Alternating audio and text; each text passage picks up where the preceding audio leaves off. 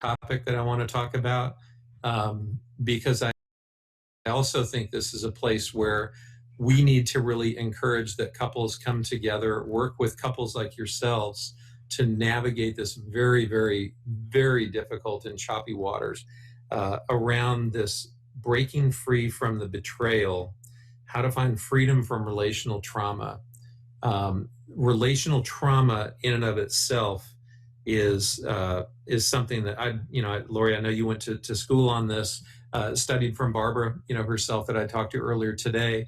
And don't be fearful of explaining it in your words, because she gave it in her words. And I think people really want to hear it from you as a person who has walked through this yourself, in the way that you did, and really being re-traumatized in your relationship with your husband, but now working with women on this. So where I'm going with this is that that one of the things that I know that I responded in an unhealthy way early on because I didn't understand relational trauma. And I know that I hear it from the guys that I mentor all the time. Well, my wife really blew off at me today, or, well, you wouldn't believe what she did and stuff. Now, these are guys who are like first month in recovery and whatever. And I'm like, are you thinking about where that's coming from?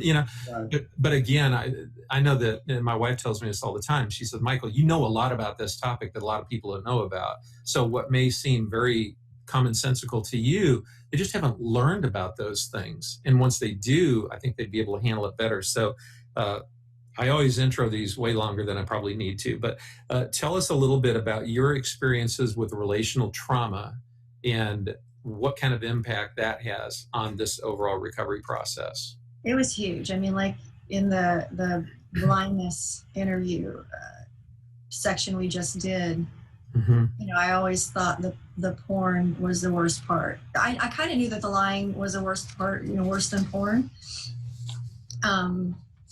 I could have handled it if he stumbled, but I didn't start losing my sanity until the relational trauma, until that kept hitting. Yeah. I came into it fairly confident in my brain, fairly confident in my thinking process.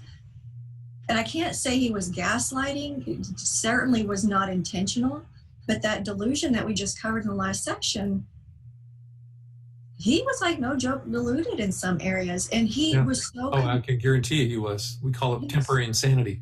Yeah, he was so like sure about himself. He could come on and go blah, but because I had, this, I am right, Lori, but because I had heard other messages, Lori, you're doing something wrong. Not necessarily from him, but from the helping community. Yeah, we haven't even really touched into all of that. Yeah, but because of that I had that in the back of my head. I'm like, okay, maybe I don't know what I'm feeling. Maybe I didn't just see you check that girl out. I mean, I literally started feeling like I was going insane. Yeah.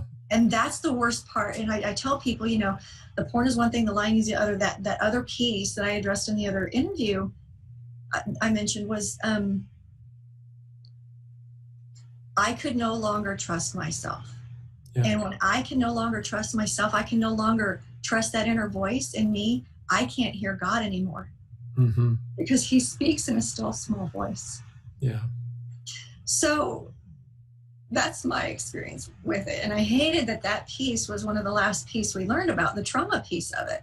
Yeah. I'm like, what is going on? We're healed. We're doing good. I know he's not stumbling. I know he's not in the other room. Why is my heart still beating?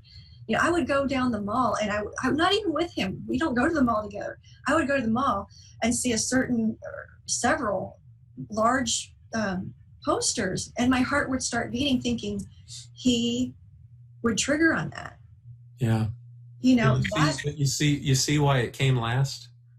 I do now. Because if it would have come sooner, you wouldn't have been able to tell me what you just told me. Yeah. Yeah. I want to read something, and I shared this with my group last night out of Barbara's book, Your Sexually Addicted Spouse. And when I read this, it got very quiet. And I'm sure you've read this, Lori and Jay, you probably have as well, although it may have been a while. What's that? You read this at a group? Yeah, I read this to my group of men that I mentor, all sexually addicted men, and because I wanted to teach them about I wanted them to understand the impact that their use of pornography has had on their spouses. Thank you for doing that. Yeah. Thank you. So I want to read this to you, and this is probably going to be hard to hear, but I want to get your reactions to this as well. This is at the very end of her chapter 1 on, your sexually addicted spouse and breaking through betrayal. Partners' descriptions of their betrayal experiences. The listener has the ability to empathize with another's pain. Hearing partners of sex addicts describe their pain upon discovering their spouse's sex addiction actually hurts. We could fill thousands of pages with partners' words alone, but we share only a few here. Read them out loud, and as you do,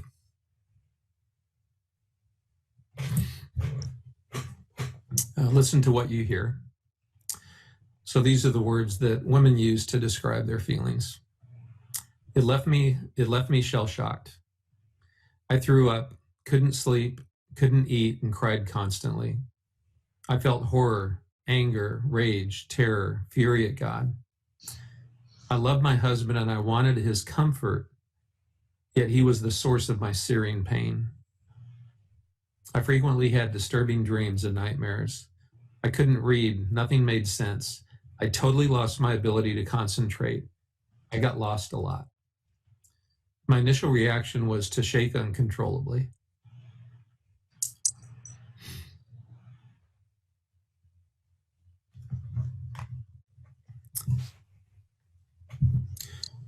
I've had this reaction before to someone's death. It was a death. It's hanging upside down, trying to right myself. It's being stabbed in the back and trying to find solid ground under the slippery pool of my own blood. Most of the time, it's lying in a shallow grave as a part of me dies. It was like someone ransacking my house, and I was left with all the pieces. I'm cycling through emotions like crazy. This is worse than when my mother was killed in a car accident. I've never felt so betrayed in my life, and it was devastating, traumatic. And Barbara ends this chapter by asking a question on a personal note. What do you think about when you read the list of partners' betrayal experiences? With which feelings or experiences do you most identify? What do you think about when you hear those? I can relate. I can. Yeah. There's another one in that book that really shocked me. They said my cancer was easier than this. Yeah, I read that story to him also. And it's in the and same chapter. It's just before that. My feeling on it, like Jay, somewhere fairly early on, started to empathize, and he said it must feel like a rape, and I said no, not a rape. That's too violent. This was more where it's like we were together intimately. And in the middle of that, I'm like connected with you and trying to be with you, and I think everything's fine. And then you get up and you do that with somebody else, and then there's a line of women behind them. That's what it felt like for me. That was the way this felt. That I thought everything was fine. I thought you loved me. Yeah. Only to turn out that I was just another person you were using to some extent. Yeah. You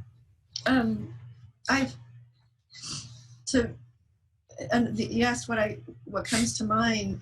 I've heard other therapists say that, four different therapists say on different occasions, that the women who come to them whose husbands have been involved in porn don't act any differently than the women whose husbands have been involved in actual affairs. Yeah. I was like, oh my gosh, that means I'm not crazy. That's awesome. Because up till then, honestly, I thought I was crazy. But the more I heard over time, other counselors say this, I was like, okay, maybe I'm not so crazy. I wouldn't have truly believed that until I had my own clients whose husbands who had visited prostitutes act the same way as the women whose husbands were, quote unquote, just involved in porn. So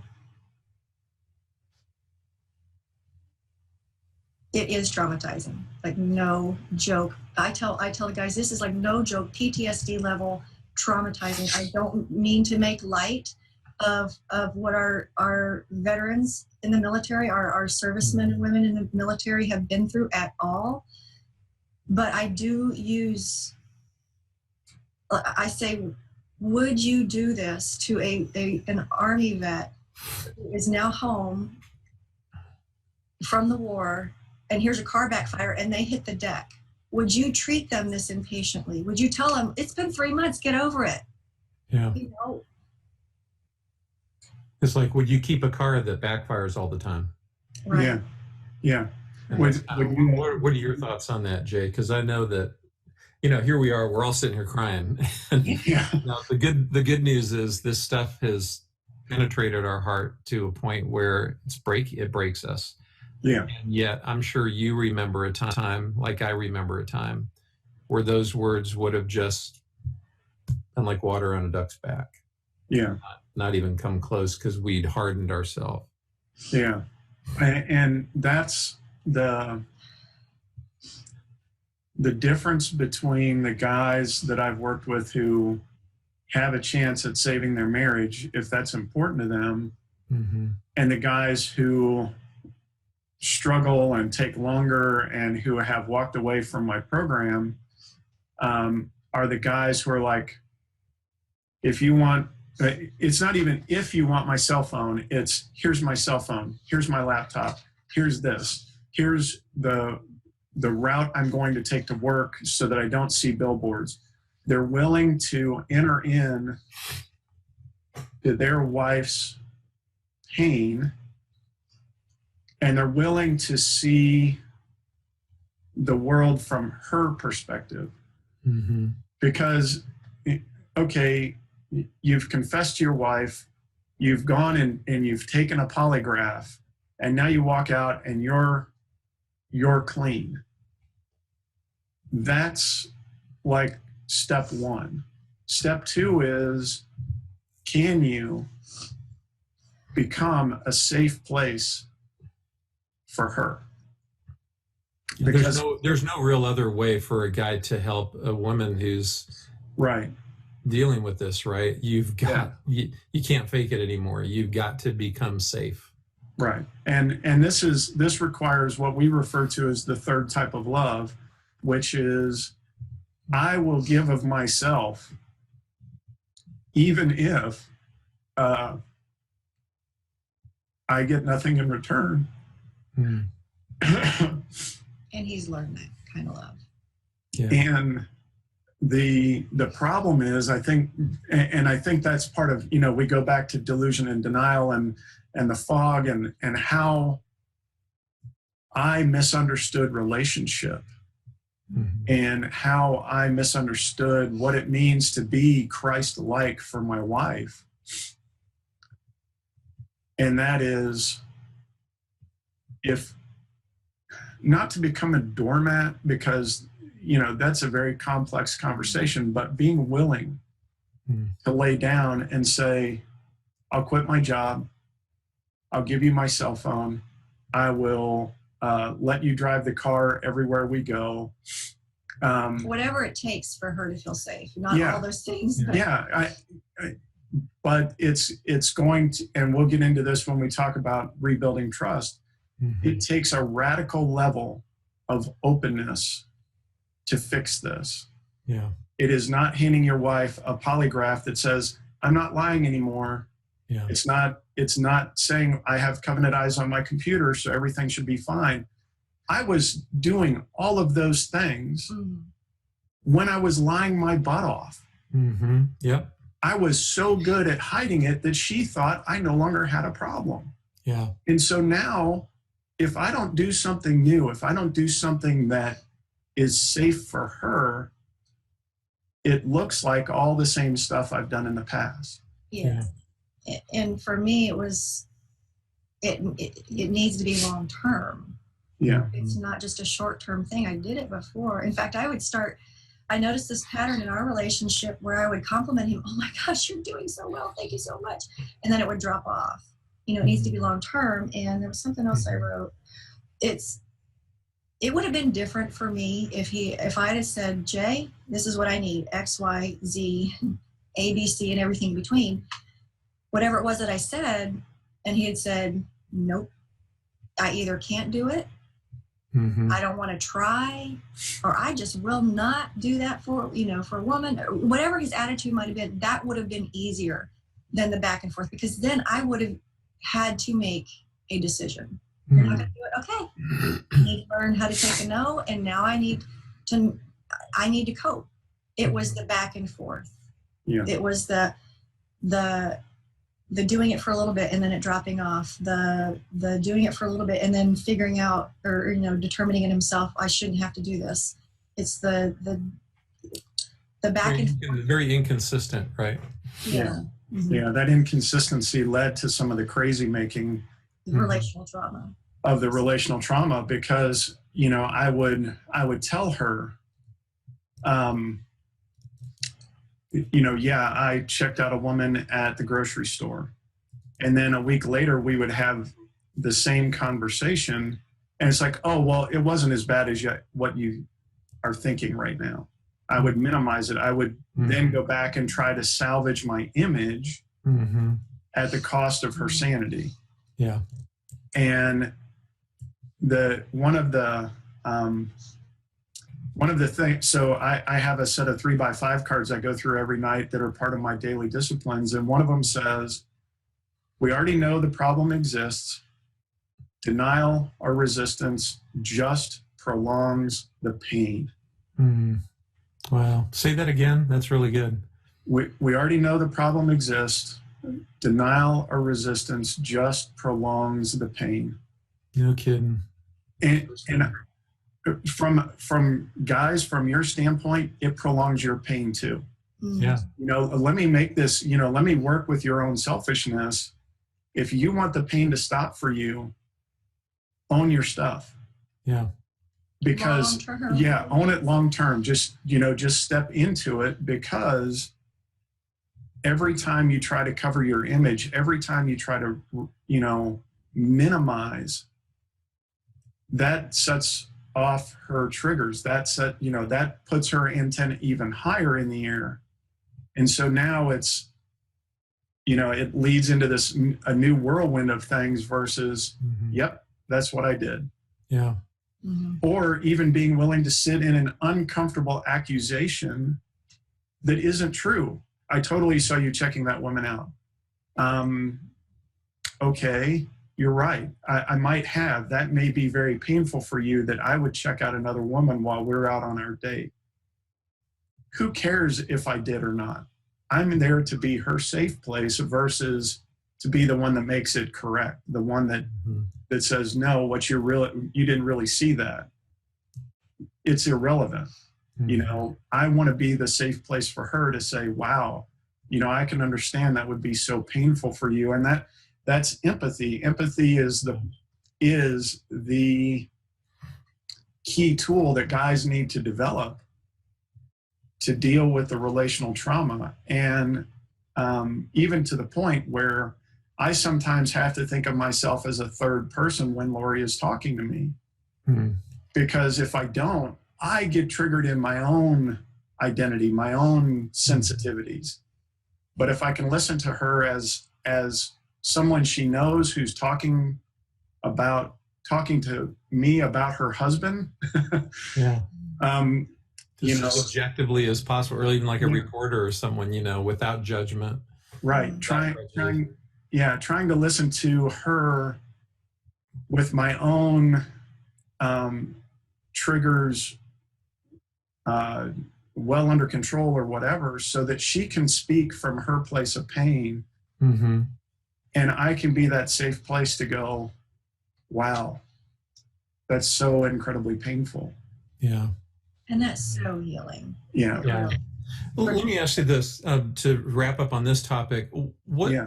Is there a role that a support community can play in helping you overcome or get through or move through the relational trauma and Oh, yeah. What is that role? What can that role look like for the spouse and for the guy? For me, I call them hanging upside down friends. And that's right out of what Barbara Stefan said. There was that. Explain what you mean by that. I have a few friends who responded to me really well. I have several people, friends, or other people, society even, that kind of shamed me for even caring. This shouldn't hurt. It's just porn. No big deal. You're insane, kind of thing. So I've kind of seen the gamut, and I can tell you the hanging upside down friends were, I like their approach. Their approach was healing for me. And what I mean is the kind of friends that would go, ooh, see, or Lori, I don't want to say what that was said, but I would have been angry. I would have been really angry. And then it's like, okay, I'm not crazy, because society is telling me I'm crazy. I'm not crazy.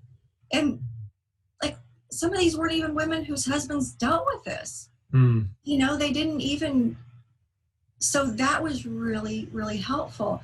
And where I get the hanging upside down friends, I just met with one of them, and she really healed me.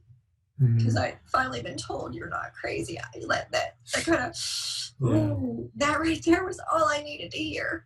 And so I went home, and I was laying outside thinking about stuff, and I was laying down on a recliner thing that we have, and a bird came and landed up on a tree, and he landed upside down. And slowly he turned right side up, and I said, that's what that friend's going to do for me. Kind of like what Jesus did when he first appeared to the disciples after he arose again. He walked with them in the wrong way and then turned them back the right way. Wow. Versus you're doing it wrong. You need to do this the right way. I didn't have the capacity. My brain was too far rewired into PTSD mode to do it the right way, to do it the way I was supposed to. And plus I had tried it for 15 years. Yeah. And that's what I got. So, I love that picture. It just all of a sudden gave me a picture of a bunch of birds on a wire, and they're all right side up, and then there's one that's upside down. And all the ones that are right side up are telling you need to be like us. You need to be like us. But actually the reality is there should be a second frame that shows that they're the ones that are all upside down. But they're projecting this image that they're right side up. And they're afraid to admit that they're upside down too. What I tell women is, even if we never talk again, find somebody you feel safe with. Find somebody you feel safe with. If you consistently go to somebody and you feel misunderstood, or like it's your fault, or like you should be doing something differently, or if it weren't for your past, then keep looking if you can. Absolutely. Yeah, that's powerful.